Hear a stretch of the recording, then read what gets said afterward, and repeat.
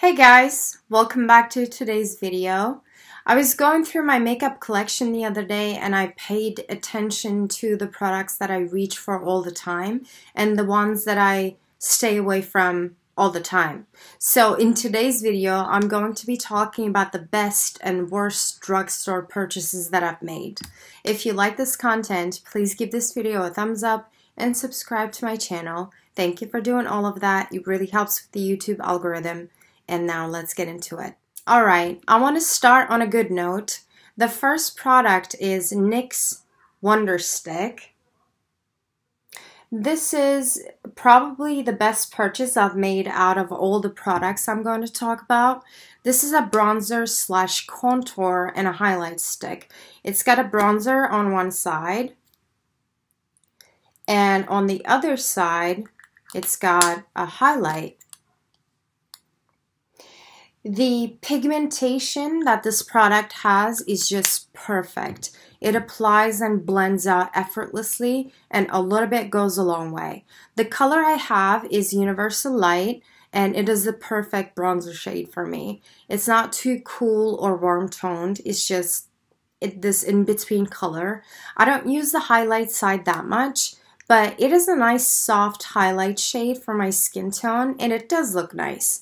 I am definitely in love with this product. Guys, if you don't want to splurge on Fenty matchsticks, give this product a try. You won't regret it. If you're close to my skin tone and you do want a bronzer shade, get the Universal Light. And if you want a contour shade, get the shade Light. The next product I'm going to talk about is NYX Epic Liner. I have both the brown and the black shade.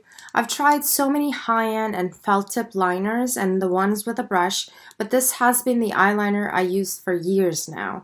Its brush is tiny and skinny, which makes the application super easy. It has a matte finish, but it's not super matte. It is consistent, and you get a lot of time to work on your liner. I've used this one tube for almost a year now, and it's still going. The only thing that bugs me about this liner is that if you aren't careful when you put the cap on, the brush can get messed up. So you gotta be careful when you're putting the cap on.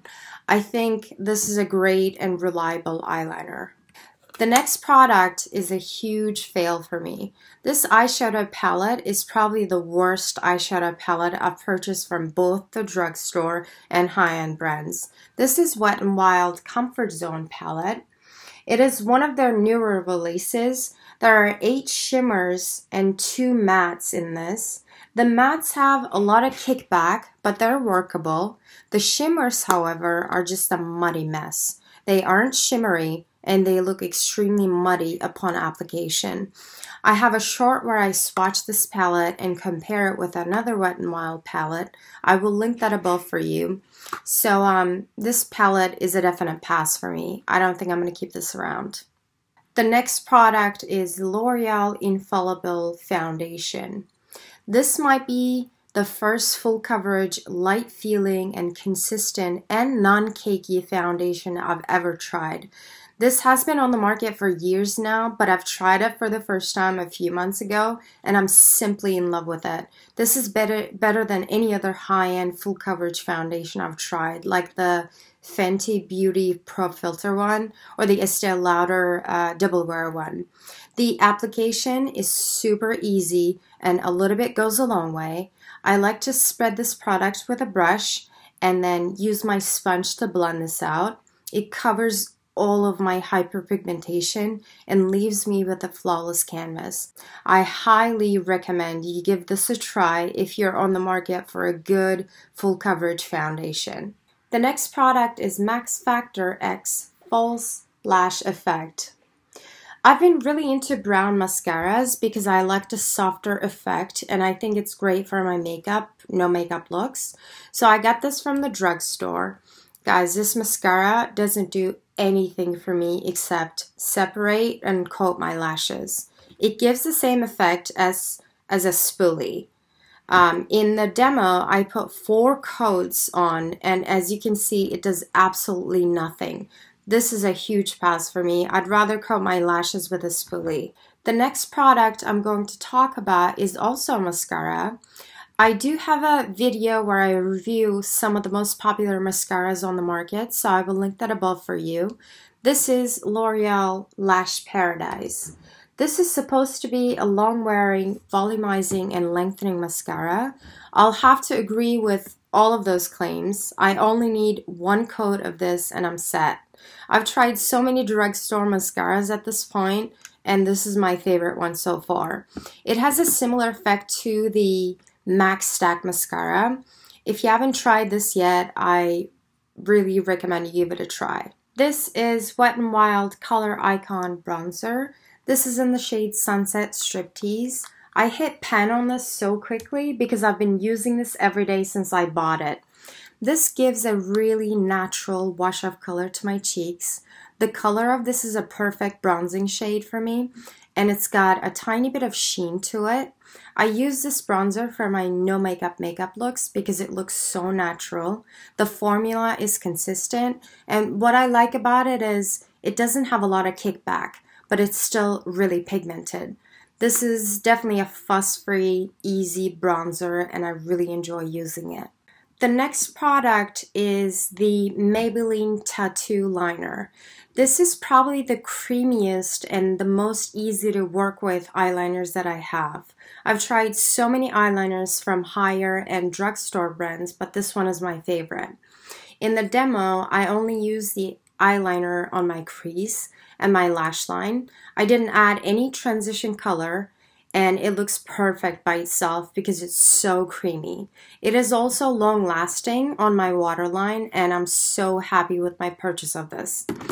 My favorite shade is the brown one because it's rather a lighter brown and it looks great with my brown eyes. So I definitely recommend this product. This next product is probably the most hyped up drugstore concealers ever. This is Maybelline Instant Anti-Age Eraser. This has to be the worst concealer I've ever purchased, and I'll tell you and show you why. This, upon application, feels really light and hydrating. Couple of minutes after blending it out, it settles on literally every single line that exists under my eyes. I didn't know I had so many lines under my eyes before I used this product. 30 minutes after application, it gets even worse. And at the end of the day, my eyes look like dried fruit. In the demo, I applied powder on one side, and it makes no difference at all. After a while, both eyes look the same. I would never repurchase this product, and I don't recommend you do either. The next product I'm going to talk about is NYX Bear With Me Concealer. To be honest with you, I haven't tried a lot of drugstore concealers, so I can't say that this is the best drugstore concealer, but it applies really well. This has a medium to full coverage, and it has a serum-y and hydrating texture. It doesn't crease under my eyes, and it covers my dark spots well. This acts just like a high-end concealer. I actually like this better than my Fenty Eye Brightener. I know they're completely different products, but the Fenty one feels really drying and it exaggerates my under eye texture, whereas this one doesn't do that. I'm definitely happy with my purchase of this. The last product I'm going to be reviewing is NYX Butter Gloss. This is in the shade Madeline. This feels super light on my lips. It's not sticky. It gives a nice wash of color. But other than that, this feels nothing like an actual glossy lip gloss. It isn't shiny. It doesn't wear for long. It's just like a lip balm rather than a lip gloss. I think this is a below average product from the drugstore, and I'm not going to be repurchasing this. Alright guys, this is the end of this video.